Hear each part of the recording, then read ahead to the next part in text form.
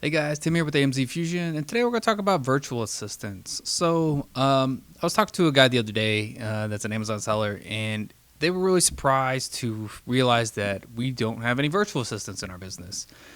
And there's a lot of businesses that use almost nothing but virtual assistants to help manage their business, and then there are people like me who have none, which is really surprising to a lot of people. What are virtual assistants? Let's just start there. Virtual assistants are going to be people that work for your company, but they're remote. In the Filipino thing, they love to call this BPO. It's offshoring jobs to other countries where you have an advantage of using US dollars or whatever, first world country money and paying in a third world currency. And so when you go to hire people from the Philippines, you can hire them from between $2 and $4 an hour. So you can have 3 to 4 employees compared to the cost of one American employee. And so there's a huge advantage, obviously.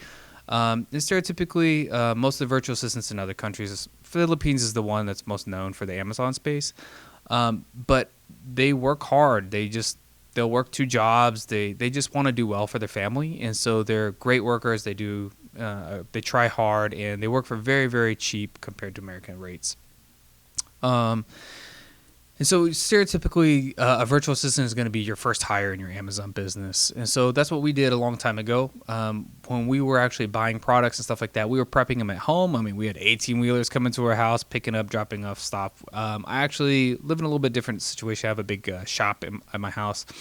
And we had a forklift at our house. I mean, we're loading the 18-wheelers at our house with a forklift before we moved into a warehouse. But our first employees were Filipinos that worked for us, and I don't know if I've ever talked about it, but the first employee that we hired actually knew more about Amazon than we did, as we were new sellers. So hiring a virtual assistant is a great job, or a great idea, especially in the beginning, because the low cost of labor, and it can be super beneficial. When they're trained well and they already know what they're doing, they might know more than you. But at the same time, you need to watch out, because that might be a negative. When they have their ways of doing stuff, they have maybe bad habits that you don't like, or you look for different criteria and they're just not used to it. It could take time to adapt to the new way that you want stuff done.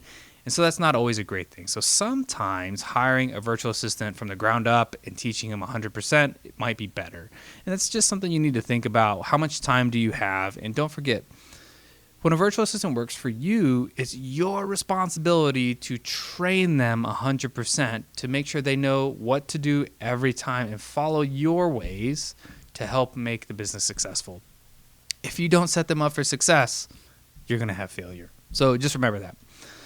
So stereotypically, the first things you're going to outsource is sourcing of products, whether that's wholesale, they're going through vendor lists, or that's online arbitrage, where they're searching and scouring websites for sales and whatnot, looking for products to sell online for you. And sometimes you give them your credit card numbers and you let them do the purchases. Sometimes we never did that. We just said, hey, give us the list every day. And then every morning we would wake up. They worked overnight. We would wake up in the morning and we would go through the list that they put together and purchase everything that we agreed with. And it was a very good working system. We just didn't feel like giving credit card information to people across the world was the best idea. But everybody's different. Once you build trust with your virtual assistant, your employees, you might have that and it might work great for you. But sourcing stereotypically is going to be the number one thing that you're going to see people do.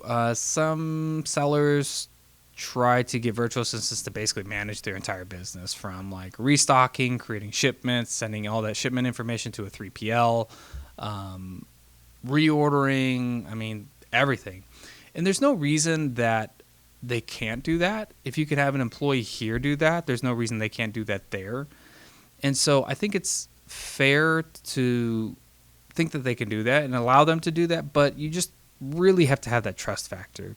Now, for me, the reason why we went away from having virtual assistants is, honestly, I'd rather have one person here in person that I can talk to every day and on the same time zone and make sure we're on the same page, that everything is getting done as we need it to be, and we can work out problems or issues in person.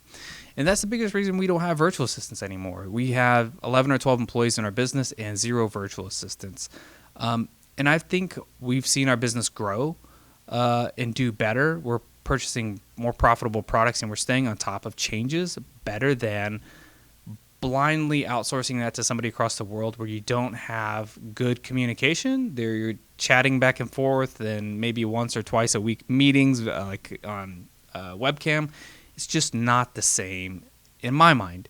Again, plenty of people out there that are very successful doing that. If you are a private label brand and you're hiring out customer service and stuff like that, or you have somebody doing your refunds and stuff like that, definitely doable, not time sensitive. But I think restocking, making sure that you're buying products, that those products are still profitable, that we're making right business decisions, that we're moving in the right direction, we're liquidating inventory, all that needs a lot tighter control, and that's why we personally do not have any virtual assistants in our business anymore. Starting over, would I hire a virtual assistant? Probably in the very beginning. I think it's wise just because when you're first getting started, you don't have the money.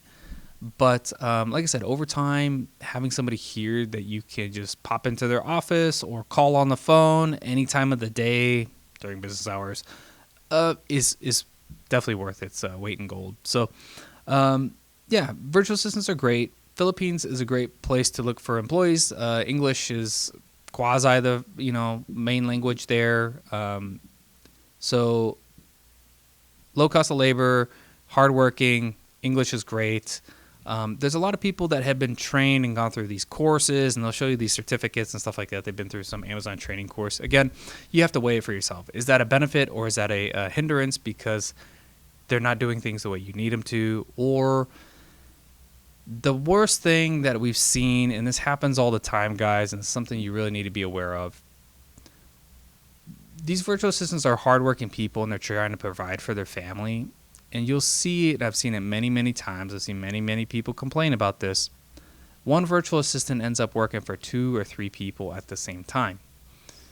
And sometimes you're online arbitrage sourcing. So you're finding 10 products, but they shared those same 10 products with me, you, and somebody else. And so you're fighting yourself because of the competition that your leads went to other people. You also see sometimes, again, Filipinos will get together. Not Filipinos, virtual assistants in general, shouldn't segregate them out. They're just the biggest well-known population for this kind of work. They will get together, and there will be a little team of like 4 or 5, and then they all work together. You get a big list of products to buy, and that big list of products went out to 20 or 30 people. We've seen this with not too long ago. There was a giant influx of like Pakistani virtual assistants that came in the market that were just completely doing things different.